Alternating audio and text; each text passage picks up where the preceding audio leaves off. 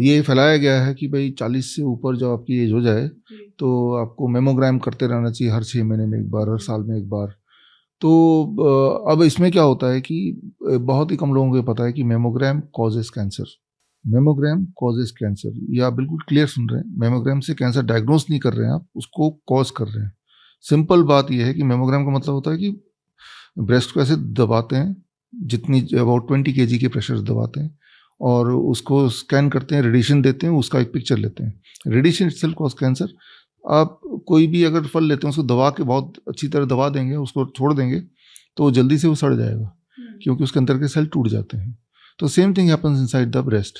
तो मैं क्लियरली ये बोलना चाह रहा हूँ कि ये एग्जाम्पल दे रहा हूँ कि कुछ ट्रैप्स बनाए हुए हैं महिलाओं के इर्द गिर्द और उस ट्रैप में फंस के फिर उसी चक्कर में पड़ जाते हैं।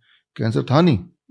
और जिस तरह से मान लो पिंपल्स होते हैं, बचपन में मेरे भी होते थे, लोगों के होते ही हैं, तो पिंपल्स होना कोई बीमारी नहीं है, आते हैं और अगर ना छेड़ो उसको चले जाते हैं। लेकिन हमें से कुछ मेरे जैसे लोग बचपन में जैसे ही आया तो खरोंच दिया, फिर आया फिर खरोंच दिया। जितनी बार खरोचेंगे आपको पता है कि उतनी बार बढ़ता रहेगा।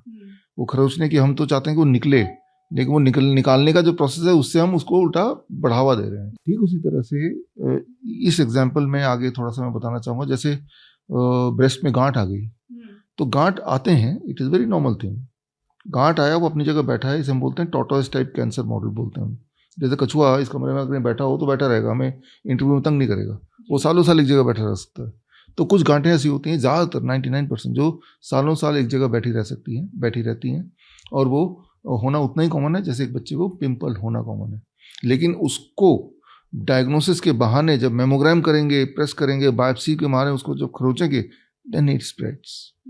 तो जैसे मैंने एक छोटी सी टिप दी, the first tip can be don't ever go for mammogram, don't ever go for biopsy. ये किस सिचुएशन में ये ट्रीटमेंट, अगर कैंसर की बात करें तो किस सिचुएशन में इसको लेने की ज़रूरत पड़ती है? किसी भी सिचुएशन में नहीं, यही तो इंटरेस्टिंग बात है। हाँ। आप याद रखिए कि जैसे मैंने बताया मेमोग्राम कॉजेज कैंसर। आप तो चाहते नहीं कैंसर हो मैं, ठीक है ना। और अगर मान लो एक बार को पहले से भी है कैंसर तो भी mammogram is not going to help, क्योंकि वो उसका पर्पस है ही नहीं। देखिए ये तो जो मैं बता रहा हूँ ये लाइव हर जगह जाएगा, है ना। तो मैं तो ये भी चैलेंज कर रहा हूँ, जो लोग बोलते हैं, जो डॉक्टर आपको बोलता है कि मेमोग्राम कराओ, तो आप मेरी किताब पढ़िए, rabbit tortoise model for cancer cure, मेरे वेबसाइट में फ्री डाउनलोड है bishrup.com में। तो आपको एविडेंस दिख जाएंगे, पूरे दुनिया के जो एविडेंसेस मैंने इकट्ठे करके डाल दिए हैं। तो सबसे इंपॉर्टेंट बात है कि आपको अवेयरनेस होनी चाहिए कि भाई जो गलतफहमियां फैलाई जा रही हैं वो एक ट्रैप्स है ना। मान लो आप एक दुश्मन के इलाके में गए, जंगल में लड़ाई चल रही है बंदूकों से, तो वो दुश्मन क्या करता है, ट्रैप लगा जाता है ना, कि आपके पैर पड़े और धमाका हो जाए, अपने आप ही मर जाए, उनको कुछ करना ना पड़े।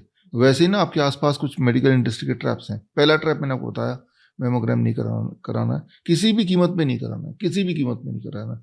जो असली कैंसर है, मैंने देखा जो हमारे 20 हॉस्पिटल्स हैं उसमें 20% पेशेंट कैंसर वाले आते हैं।